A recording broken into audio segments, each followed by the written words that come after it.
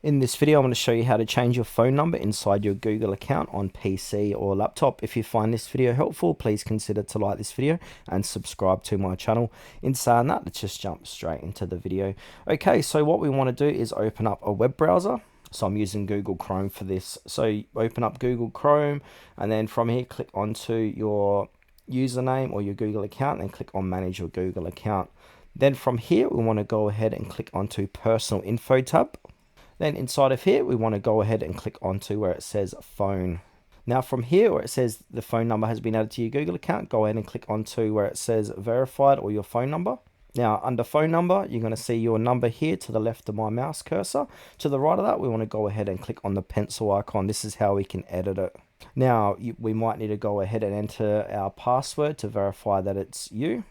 Okay, again, we can go ahead and click on the pencil icon next to your phone number. Now a little update phone box is going to appear, so we want to go ahead and click on update number again.